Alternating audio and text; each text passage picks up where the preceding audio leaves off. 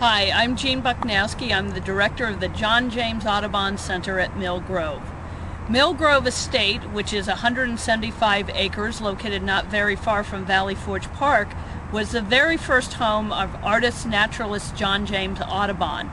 He was an immigrant from France and only 18 when he arrived here, and yet the 3 years he would spend here would be incredibly important to his life.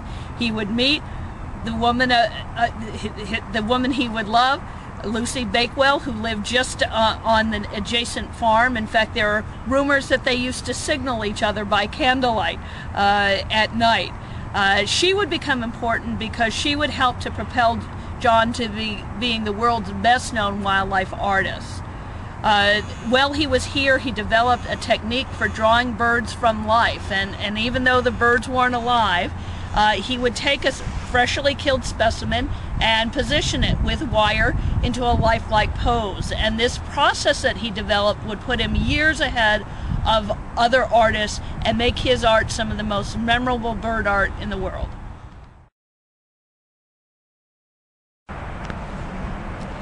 Mill Grove, which is again the first home in America of John James Audubon, is today a living, breathing sanctuary for birds. We have 175 acres that go along the Perkiomen Creek, about a quarter-mile south of the Schuylkill River.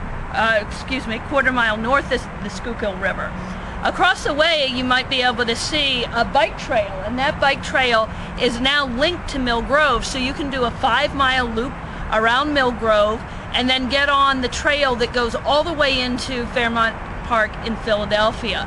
So this is a great addition to the site. It gives people better access by bike. But in addition, we have 5 miles of walking trails, and these are the trails and the paths that Audubon actually walked when he was in these woods. We also have a very good environmental education program, one that integrates art and nature in some really amazing ways. And one of the tools we use for those efforts is a collection of non-releasable birds. And we're able to take raptors such as the kestrels and the red-tailed hawk into classrooms where kids get an up-close experience with birds so that when they see them out in the wild, they understand more about what they're seeing and how what they do at home could have an impact on them.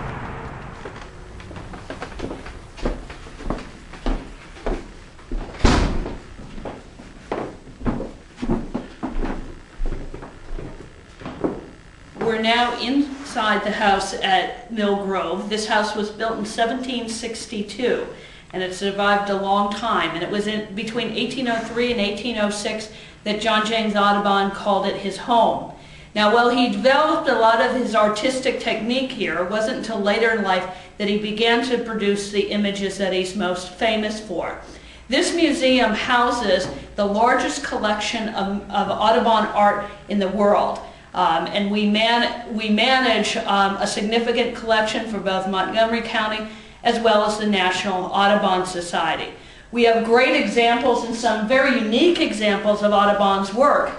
Many people don't realize that what we call an original Audubon is in fact a print.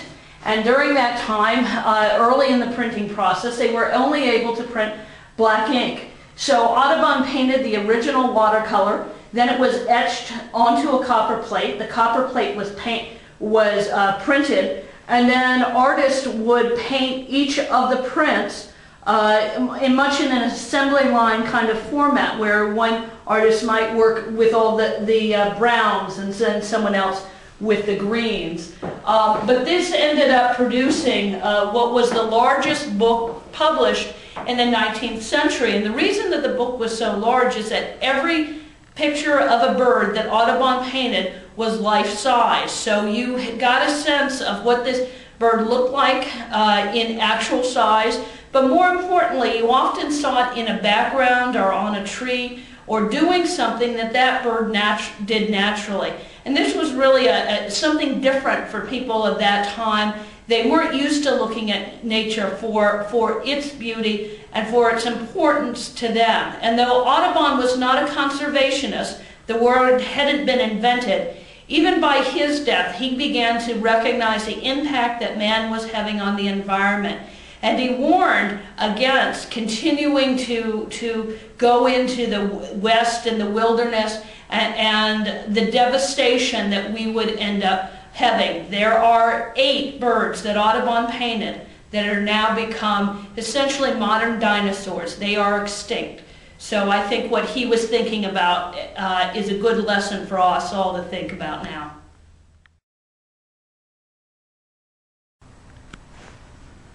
The John James Audubon Center is a public institution and open for your visits every Tuesday through Saturday from 10 to 4 p.m. and every Sunday from 1 to 4 p.m.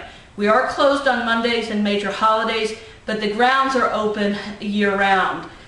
We hope that you'll come and visit us and take some time up in our drawing room where you can actually sit and you've got some great subjects and try your hand at becoming a protege of John James Audubon.